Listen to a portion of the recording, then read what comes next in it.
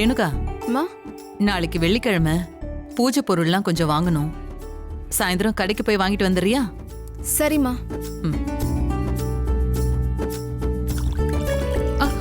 செந்தில், என்ன பண்ணிட்டு இருக்க நீ? என்ன செந்தில் நீ இந்த மாதிரிலாம் பண்ற? இது என்ன தட்டுல கை கழுவுற பழக்கம்? போய் தட்டை சிங்க்ல போட்டுட்டு வாஷ் பேசின்ல கை கழுவு போ. அப்படி சொல்லுங்க அண்ணி.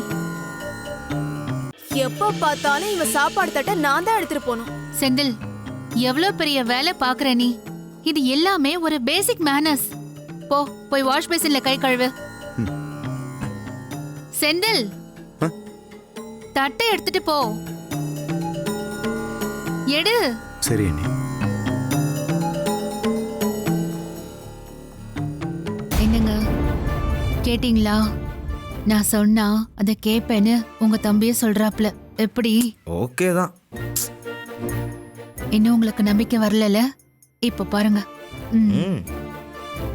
அத்தை, சொல்லு ஈஸ்வரி. பூஜை சாமான் வாங்கணும்னு சொன்னீங்கல்ல, ஆமா. அந்த லிஸ்ட் கொடுங்க.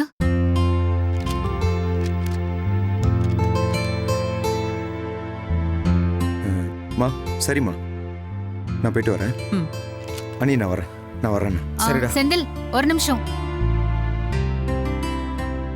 இதுல பூஜை சாமான் லிஸ்ட் இருக்கு. ஈவினிங் வேலை முடிச்சிட்டு வரும்போது வாங்கிட்டு வந்துரு. நான் உன்னை இப்பவே போக சொல்லல. ஆபீஸ் முடிச்சிட்டு வரும்போது வாங்கிட்டு வந்துரு. இதுக்காக ரேணுகாவை அனுப்பி வைக்க முடியும்?